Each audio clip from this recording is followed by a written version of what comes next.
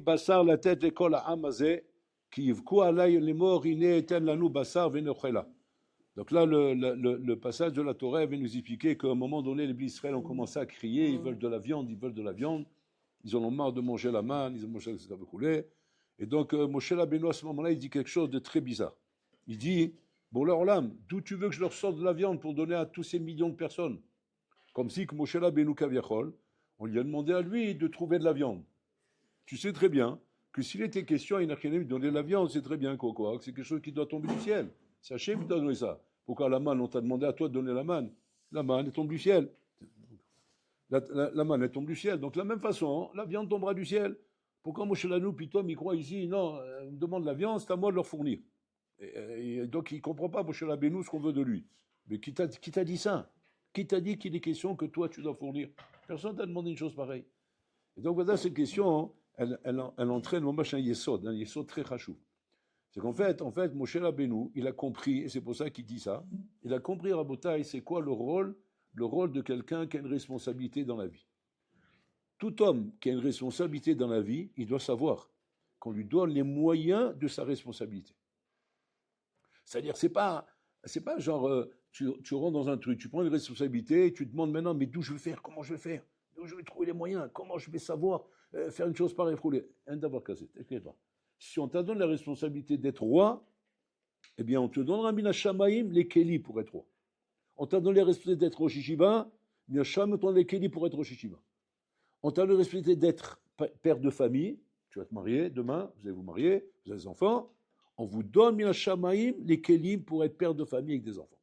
Adke Dekar, que le Rambam là-bas il dit quelque chose de très surprenant. Le Rambam il dit comme ça. Chayav Adam le ov itishto kegoufo.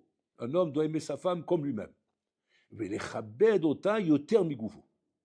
on ne comprend pas le Rambam. C'est quoi Yoter Migoufo? Il dit là-bas, Yoter Migoufo, c'est quoi? Même si pour toi, tu te contentes d'habits simples, tu t'habilles simplement, tu vis simplement, tu te mets à un niveau social sain, hein. Ta femme, plus que toi. Plus que toi. Tu vas dire, moi, c'est quoi plus que moi? Si moi j'ai 1000, je ne peux pas faire 1500. Pour lui donner plus, il faut que ce soit 1500. J'ai 1000. Pour moi, 1000, ok, ça va. Mais pour elle, j'ai pas 1500, d'où je sors 1500? Le Rambam, il sort d'ici, il sort d'ici que quoi? Du moment où ta femme te demande ça, ou tes enfants te demandent ça, on te donnera les moyens, Bachamaïm, de leur donner. Pourquoi? Parce que, maintenant, c'est quoi la condition de ça? Parce qu'a priori, on voit très souvent dans la vie des exemples et des cas où de bonhommes sont en galère. Ils te disent, voilà, je suis père de famille, je ne suis pas, je n'arrive pas à suivre. Et ça, l'autre, il est rentré, il a ouvert une entreprise, j'ai fait faillite. L'autre, il est rentré dans son truc, ça y est, je suis tombé. Et l'autre, il a envisagé un autre projet, ça y est, je vais m'écrouler, il n'y a plus rien, on a fait faillite, on est à la rue, on est sur le trottoir, il est belle. Où il est ce Yesod là? Ce Yesod, il a une condition. Ce Yesod, il a une condition. Il marche, mais il y a une condition. C'est quoi la condition de ce Yesod Rabotai? Pachout, d'avoir bitachon b'Hashem, qu'Hashem et la Chilami te donnera les moyens. Il faut que tu sois persuadé de ça. Et pas, Chas Shalom, être hésitant ou croire, peut-être oui, peut-être non, je ne sais pas, je vais essayer. Il n'y a pas je vais essayer. Du moment où on t'a donné, comment dire, Kaviachol, cette responsabilité, on te l'a donné, ça y est, automatiquement, soit Botéar, qu'Hachem te donne les Kélim. Donc tu n'as pas. Où on voit ça à Rabotai? On voit ça avec Betzalel. Betzalel, quand je vous dis, qui est-ce qui est capable de construire le Mishkan? Baby, il faut un Mendes, là, il faut un ingénieur d'architecture spatiale de Saturne pour construire. Les bonhommes sortent d'Égypte. Qu'est-ce qu'ils savent faire? Des briques, du ciment, du foin. Voilà ce qu'ils savent faire. Ils ont appris aucun métier là-bas. C'est des illettrés, c'est des pégnos complètement, des bonhommes de la savane. Comment un bonhomme comme ça va savoir construire un truc qui demande des mesures, des ignanis, parce que c'est tout avec des mesures là-bas. Mais il faut être un bonhomme de métier. Qu'est-ce qu'il fait, Bessalé? Il lève la main, moi. Maintenant, attends, quelle avamina tu as? Quelle avamina que tu as, parce que tu te mets comme ça volontaire que tu as réussi à faire. Bessalel, il connaît le Yesod. C'est quoi le Yesod? Pachou, je prends la responsabilité. Et alors, les moyens, on va me les donner. C'est incroyable. C'est-à-dire que dans ce monde rabotaille, les capacités de faire quelque chose ne viennent pas des compétences que tu as, elles viennent rabotaille de la responsabilité que tu prends. Atsoum. Et ça, on peut le voir même dans la vie de tous les jours. Je ne dis pas simplement dans la Torah. Dans la vie, tu le vois. Tu as deux sortes de bonhommes. Je parle même dans les affaires. Hein. Ça va vous plaire, ça. On parle dans les affaires. Tu as deux sortes de bonhommes. dans les affaires. Hein. Tu as le bonhomme audacieux. Et tu as le bonhomme professionnel. Ouais. C'est incroyable, mes vrais en bataille. Sans faire de sondage, tu peux le voir sur le terrain. C'est les audacieux qui réussissent. Les professionnels réussissent parce qu'ils sont professionnels, mais pas autant que les audacieux. Alors qu'ils sont allés, attends, je vois pas, à quoi ça sert d'être professionnel? Si maintenant un audacieux peut arriver à faire des choses, que sans professionnel, il arrive à réussir mieux. C'est quoi le pshat? Le pshat, c'est ça, Rabotai. Qu'Hachem, il a mis dans leur âme comme ça, un koar, que quand un homme est l'achinami, il a cette yuzma, il a ce charisme-là de dire, je me lance dans ça, et il y croit réellement, il prend la responsabilité, on lui donne les korot. On lui donne les korot et les capacités de faire ces choses-là, Rabotai. Maintenant, bien sûr, c'est à toi de te mettre à la hauteur. C'est ce que Shmuel Hanavi dit à Shaoul HaMelech. Shaoul HaMelech, Shmuel Hanavi lui donne l'ordre d'être Mochezek Amalek, du tuto Amalek. Il dit voilà, tu as la mission, Amalek se trouve là, ils sont tous là, donc tu peux pas en perdre un. Ils sont tous réunis, ils sont tous là. Vas-y, Timhit Zek Amalek. Va tuer femmes, enfants, bétail, même les chats, les fourmis, tout. Parce que pourquoi il fallait tuer même les fourmis et les chats? Parce qu'Amalek, ils avaient la force, par la sorcellerie, de se transformer en animal. Et comme ça, ils se sauvaient de leur ennemi. Par exemple, quand ils se trouvaient, par exemple, pris en captivité ou encerclés, qu'est-ce qu'ils faisaient? Ils se transformaient en chat. Ouais. Maintenant, les soldats, ils rentraient. Où il est passé? Il est rentré dans cette pièce. Amalek, il est là. Il dit, miaou. Le chat, il sort comme ça, il s'en va. Maintenant, il dit, bon, c'est un chat, c'est rien. Mais cherche-le, où il est passé? Et, là, et puis, toi, là-bas, il revient, Ben Adam, il se met à tirer sur eux. Aujourd'hui, c'est la rigolade. Hamas, Hezbollah, c'est la rigolade là-bas. Amalek, c'était une clipa, Hashem, Alachem, c'était une clipa, Nora, Be'ayom. Donc pour ça, il y avait une chova de les encercler, que rien ne bouge de là-bas. Rien. Et massacrer tout. C'est tout ce qui bouge, tout ce qui respire. Même tu vois, je sais pas moi, un papillon, clac, tue le papillon. C'est un papillon. Non, ça peut être un Amalek qui se transforme en papillon. C'était paradémie, moi, beauté. Maintenant, quand il est arrivé Shaoul là-bas, qu'est-ce qu'il a fait Shaoul? Il a dit, attends, moi je suis un soldat, moi je ne peux pas tuer des enfants, je ne peux pas tuer des animaux, je ne peux pas tuer des choses comme ça. Puis Tom, il s'est mis à faire du pitbull. Il a commencé à être mépalpel, qu'il ne peut pas se voir en train de tuer des animaux, des choses comme ça. Il dit, c'est pas, je suis un soldat, moi je me bats avec des hommes. Un soldat, il tue des soldats, mais il ne tue pas des animaux. Imagine-toi comme ça, à Botaï, tu vois une scène comme ça, où tu vois un soldat comme ça avec un lance-roquette, oui, il est en train de vouloir éclater à Botaï une grenouille. Je dis, Malham, tu n'es plus un soldat, là, tu as un malade mental, tu as pété un câble, et dans notre roquette, avec la grenouille comme ça. Où elle est passée la grenouille? Il y a une grenouille, il l'a fait sauter. Alors, tu as dit, mais c'est quoi ce truc-là? On n'est plus des soldats, on est des fous. Donc Achaoun n'a pas compris. Vayarev ban nachal, c'est marqué. Il a commencé à faire un pitbull. Et donc, il n'a pas voulu toucher les animaux. Il a dit, j'ai quelque chose de mieux à faire. Les animaux, on va les ramener et on va les offrir en sacrifice au Beth Amikdash. Et comme ça, au moins, avec une toilette, il ne va pas les tuer comme ça. Et à la Makom, quand il est revenu maintenant, et il vient vers Shmuel en lui disant, ça y est, qui a un petit Dvar Hashem, j'ai fait la volonté d'Hachem, j'ai réalisé la mission. Shmuel, il dit quoi? Tu as réalisé la mission? C'est quoi ce bruit de bétail que j'entends? Et c'est qui celui-là? C'est qui celui-là? Agag, le roi de Amalek. Il dit non, ça c'est pour le kavod, ça. Je l'ai amené en chair et en os, en vie, pour qu'on se fait le plaisir maintenant de voir devant tous les bénis Israël comment on l'a capturé. Il dit maintenant, c'est pas ça qu'Hachem t'a demandé. Hachem t'a pas demandé de faire des exploits, il t'a pas demandé de faire du kavod, il t'a demandé de massacrer Nikuda, massacrer Amalek. Maintenant, tu n'as pas fait sa volonté, tu n'es plus digne d'être un roi. La question qui demande les Mfashim, mais pourquoi il est plus digne d'être un roi? Quel rapport? Pour quel rapport? Tu ne relèves pas tes responsabilités. Tu n'es pas en face de tes responsabilités quand tu as donné des corottes pour le faire, tu as abusé de ces corottes, tu ne les as pas utilisées, automatiquement tu perds. C'est le réveillon, ça fait peur au Botaï. Ça veut dire qu'un homme dans la vie, à qui on donne maintenant des corottes, on donne des corottes à un bel adam. Ça peut être aujourd'hui comme un barou qui arrive à l'Eshiva, comme vous en Botaï. Vous avez le corps d'arriver à l'Eshiva. Vous avez potentiellement le pouvoir de devenir Gadolador. Mamash, comme ça, comme on l'a dit une fois, qu'un barou, il a le Shiva, ça fait Gadolador. C'est un chasse potentiel maintenant. Tu ne l'exploites pas, c'est aucun problème. Et tu auras des comptes à rendre là-dessus. Pourquoi des comptes à rendre là-dessus? Parce qu'on te dira, bah, Shamaïm, les Kélim, on te les a donnés. Maintenant, tu ne les as pas exploités, c'est toi qui as un problème. Et comme ça, on voit sur Rabbi Hanina Mendoza. Rabbi Hanina Mendoza, hein, c'est marqué là-bas, Kol ha'olam nizun bischut Hanina bni. Hanina bni, dailo bekav shel haruvim, me'erev Shabbat, erev Shabbat. C'est quoi le pshat? Kol ha'olam nizun bischut Hanina bni. C'est quoi? C'est que tout le Olam entier, on n'a pas dit à une famille, sa famille ou ses enfants, tout le Olam est nourri par Hanina Bini. Et lui, il se contente d'un cave de Harouvim et Shabbat et Shabbat. Qu'est-ce que ça veut dire? C'est quoi le psal comme là que l'Olam il est nourri par Rabbi Hanina? Étant donné que Rabbi Hanina, il était le Gadol Ador. En tant que Gadol Ador, il a en tête qu'il est responsable du Dor. Responsable du Dor, c'est qu'il est capable de faire descendre Bachamaïm un Shefa, une abondance dans le monde, qui est capable de nourrir tout le monde, Rabotai. C'est-à-dire, regardez un peu la responsabilité, Rabotai, que représente chaque rôle qu'un bonhomme il a dans la vie. Chaque rôle. Il ne faut pas prendre ça comme ça à la légère, de dire maintenant, ouais, ça y est, j'ai plus envie, ça me fatigue, je suis plus capable de ça, rouler. Attends, ouais, Habibi, im katan ben ata, si tu es petit à tes yeux, melech Israël ata. Tu es un roi d'Israël, c'est-à-dire quoi? Quand je dis roi d'Israël, c'est une façon de dire, tu as une responsabilité, tu as un tafkid, tu as quelque chose à faire. Et cette chose-là, tu dois être à l'auteur de le faire. Et comme ça, on raconte sur Iftar Giladi. Iftar Giladi, Rabotai, c'était un bonhomme qui vivait à l'époque de Shmuel Hanavi roulé. Iftar Giladi, à un moment donné, il y a une dispute qui a éclaté entre les gens de sa vie, d'Israël, quoi. L'âme Israël et lui, par rapport à un comportement qu'il avait, etc. Donc, bon, il s'est sauvé, il est parti. Il a quitté tout en Israël, il s'est sauvé dans les montagnes. Et dans les montagnes, il est devenu le chef des brigands.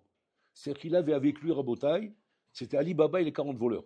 C'est-à-dire qu'il avait avec lui Rabotai toute la racaille, ouais, qui traîne dans le monde, elle était avec lui.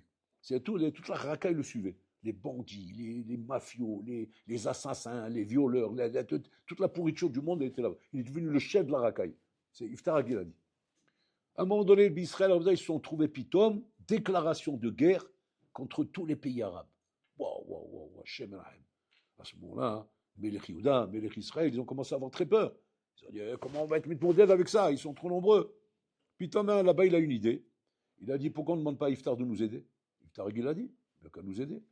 Il dit, comment tu veux qu'il nous aide? Il dit, mais vous rigolez. Tu sais les hommes qu'il a là-bas? Il a tous les phénomènes de la terre, il les a avec lui. C'est des bonhommes, ils peuvent te tuer des gens, mais comme toi tu tues avec le bégon, tu tues les sauterelles et les cafards. C'est des fous.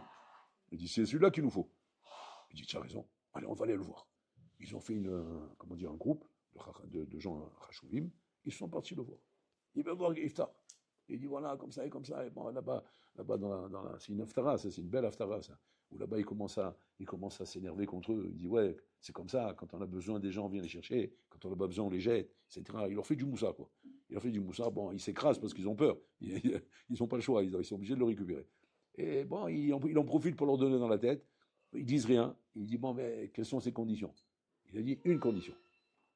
Il dit, c'est quoi? Que je sois Melech Israël. Je vais être le roi d'Israël. Alors il dit, mais Kanakamina, ça va, tu es le chef de l'armée. Chef de l'armée, pourquoi tu as besoin d'être le Melech Israël? Et là-bas, le Radak, là-bas, il s'arrête. Il demande, c'était quoi la mamina? Je ne comprends pas. Il ne peut pas être Meller. Il ne peut pas être Meller. Meller, c'est Dafka, c'est la Yuda, c'est la David Meller. On n'est pas Meller comme ça. C'est pas, on prend un bonhomme, on le met. On peut te nommer général si tu veux. On peut te nommer chef des armées, mais il n'y a pas Meller. Qu'est-ce qu'il est en train de demander? Où on s'est venu? Le Radak, il explique là-bas. C'est Hatsoum ce qu'il dit là-bas. Il dit là-bas, étant donné qu'il savait qu'il s'agit d'une guerre qui est pratiquement impossible à le Piteva. Impossible de gagner cette guerre, Piteva. Ils sont trop nombreux. Trop nombreux.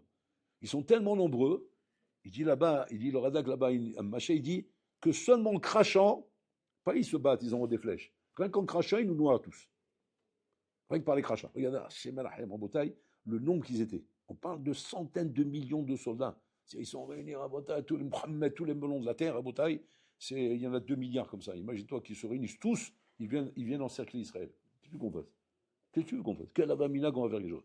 Si c'est pas Hachem qui nous fait des miracles, comment tu t'en sortir? Donc là-bas, ils étaient vraiment mal. Iftar, il a dit, nos mémoires. Et le Radak, il dit, pourquoi il veut ça? Et là-bas, il dit, pourquoi il veut ça? Parce qu'il veut être responsable. Il savait le yesod qu'on a dans la paracha.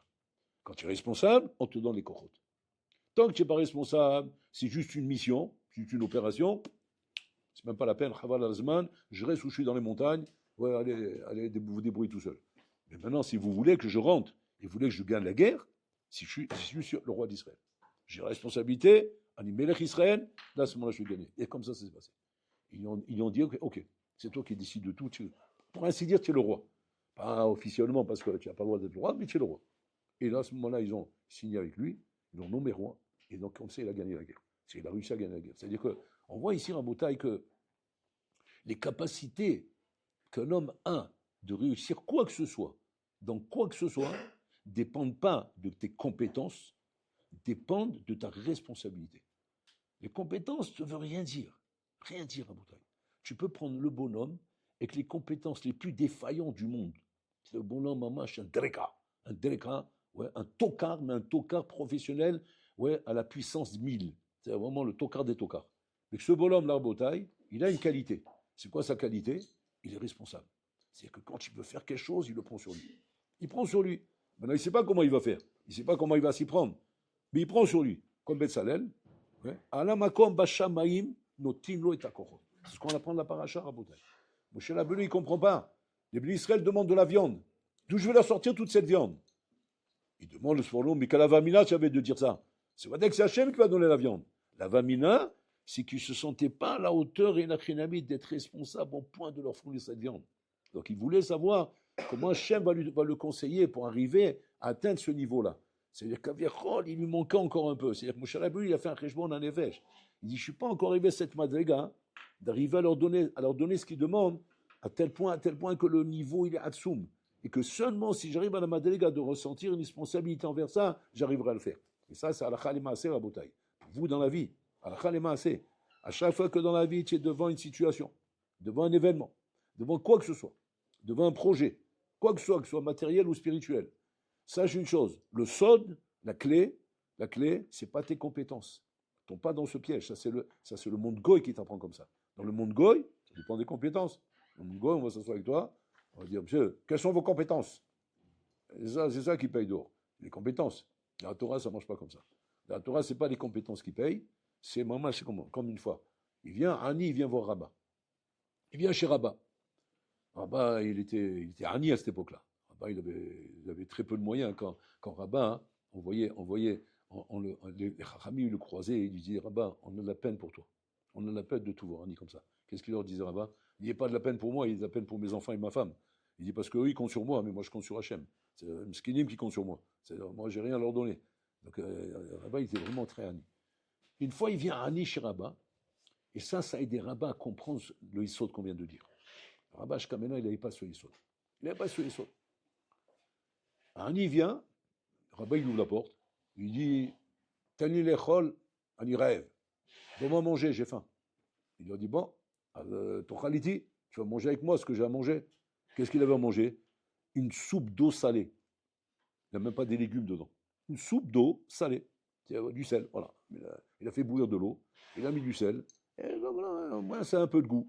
C'est de l'eau chaude, avec du sel, ça donne un peu de goût. On a l'impression, ça mange d'une soupe. Quand il le regarde comme ça, il dit, tu veux que je meure? Tu veux que je meure? Il dit, mais attends, moi je mange ça, moi, c'est pas du poison. Il dit, non, mais moi je peux pas manger ça. Il dit, qu'est-ce que tu manges, toi? Moi, il me faut un poulet rôti, oui, avec des pommes de terre, des pommes dauphines rôties, ouais, dans un truc comme ça, avec du basilicum dessus, ouais, et du thym et du laurier. Voilà. Et pour entrer, bien sûr, il faut l'entrée, bien sûr. L'entrée, la sortie après, mais d'abord l'entrée. Ouais. Pour l'entrée, telle et telle salade. Pour la sortie, tel et tel dessert. C'est Rabat, il le regarde comme ça, il dit, dis-moi, attends, pour la pile tasmecha la tzibour, tu te rends compte ce que tu es en train de faire là? Attends, mais pile tasmecha la tzibour, tu veux que le tzibour soit mécharette au travail quand on te donne des choses pareilles? Arrête de demander des choses pareilles. Tu es tombé chez moi, ouais, je te donne un conseil d'ami. Oui, arrête de faire ça, sinon ça va me terminer avec toi. Tu vas te faire lyncher à la fin. L'autre, il le regarde, il se dégonfle pas. Il dit, Korim lecha Rabat. Il dit, Ken, ouais, je suis Rabat. Rabat, c'était le maître d'Abaye et de Rava. Je suis Rabat. Il dit, Korim lecha Rabat. Pourquoi tu me dis ça? Il dit, parce que tu devrais savoir que quand moi je viens te demander maintenant à manger, c'est pas à toi que je demande. Je demande à Kadosh Baruch Hu. Ça à quoi toi tu es un chaliar? Si c'est pas toi le chaliar, je trouverai le chaliar qui va me donner. Mais c'est sûr que je l'aurai. J'aurai ce qu'il me faut. L'autre, il dit, bon, incroyable, tu es si sûr de toi. Puis Tom, il finit de parler, la sœur de Rabat, elle arrive, qu'il n'a pas vue depuis 20 ans. Elle arrive. Mon frère, ma sœur, ils sont c'est longtemps qu'ils ne sont pas vus. Elle dit, wow, je suis content de te voir, rouler. Il vient avec un plateau. Parce qu'elle ne veut pas venir les mains vides. Elle sait qu'au rabbin, il est dans le besoin. Donc, elle lui a amené un plateau. Qu'est-ce qu'il y a dans ce plateau, devinez? Le poulet rôti, les pommes dauphines au four, l'entrée et la sortie. La totale. Dans le plateau comme ça. Alors, il ouvre le plateau. Et alors sa soeur, elle le regarde, elle dit, qu'est-ce que tu as, on dirait que tu ne te sens pas bien. Il dit, mais je ne me sens pas bien. Il dit, pourquoi? Mais tu vois le phénomène là qui est ici à côté. C'est juste ce qu'il a commandé. Il a commandé, hein, on a même fini de parler, tu es arrivé avec le plateau. Mais c'est incroyable, lui-même il m'a dit, c'est pas toi que je compte sur Hachem. Quelle folie. Et là il a compris, Rabbin, que quoi? Que Pachout, si tu es responsable et tu es conscient que Hachem peut te donner, et confiance en Hachem. Ce bonhomme tournait à beauté avec la confiance. La même chose. Sur Ani Bentov dans la Gemara. Un jour il débarque au Beth Midrash. Il y avait là-bas Hillel en train de donner le shiur aux élèves. Parmi eux, Rabbi Yochanan Zaka et tous, les grands élèves de Hillel, c'était Habibi, c'était la Liga, c'est la Ligue genre High Society. Ouais, c'est le haut niveau. Hillel, il donne le shiur. Hillel, tu vois, Kodesh Kodashim, comme ça, en train de donner le shiur. Puis Tom, il rentre Ani Bentov. Shalom. Les élèves le regardent, qu'est-ce qu'il veut celui-là? Le shiur, qu'est-ce qu'il veut? Il dit, Igiazman, chez la Tioul Sheli, Imassou Salavan. Vous avez dit. Le moment est arrivé de ma promenade journalière avec le cheval blanc. Les élèves, ils le regardent, ils font comprendre à Hillel, donne un ordre, tu fais juste un geste, ouais, on va te débarrasser tout de suite de lui. Genre, il va pas traîner 2 secondes dans la salle. Parce qu'en plein chiot, il va nous déranger, celui-là, il met à boule ou quoi? Ça veut dire quoi? Il veut un cheval blanc et qu'on le promène avec le cheval, c'est quoi cette histoire? Hillel, il surprend tout le monde. Il ferme sa gare. Il dit, qui est prêt à faire ça? Alors, il va faire quoi? Louer le cheval blanc et le promener dans la ville avec ce cheval blanc. Parce que c'est ce qu'il a besoin. La Torah, elle a demandé, Daï Marsolo, c'est Daï Marsolo, c'est Hasserlo, c'est Macher Hasserlo. Un, c'est le pain, lui, c'est ça. Il dit, mais Rabbi, mais c'est des pinoukim tout ça, c'est des caprices. Mais on va le botter en touche, on va le mettre sur le banc, on va dire, il va se calmer tout de suite. Le cheval blanc, l'inani, la promenade, quoi encore? On va le calmer en 2 secondes. Il dit, non, vous n'avez rien compris, il a besoin de ça, il faut lui donner. Il a vu que personne n'est prêt, il se lève. Il se lève, il va louer un cheval blanc, il met un ibento dessus, il le promène dans la ville. Il est la zaken. Et là-bas, les Mfarshim, ils s'arrêtent là-bas, ils demandent, mais c'est quoi ce malin, c'est quoi cette folie là? Mais où il est Kavod à Torah? Il n'y a pas de Kavod à Torah. Mais c'est un maboul celui-là, il faut l'enfermer avec Farchaoul. Tu te rends compte, si des fous comme ça, tu les laisses circuler, mais ils vont rendre le monde fou. On ne peut pas laisser des gens comme ça non plus. L'autre demain, il va me dire que la Jaguar, la Mercedes, et l'autre, le chauffeur, avec le Gibus, et la canne, on va aller comme ça. On va devenir fou avec ces gens-là. Il répond là-bas, il répond là-bas. Cet homme-là, Rabota, il croit en ce qu'il demande. Il a besoin de ça, il croit en ce qu'il demande, on lui donne, Rabota. On lui donne. C'est le Rabayom.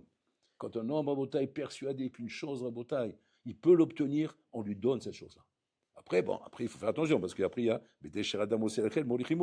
ça peut être même dans le mal, même. Il faut faire attention. Mais en tout cas, c'est un yesod atsum, Rabota. On voit que les capacités dans la vie, c'est pas ça qui détermine la réussite.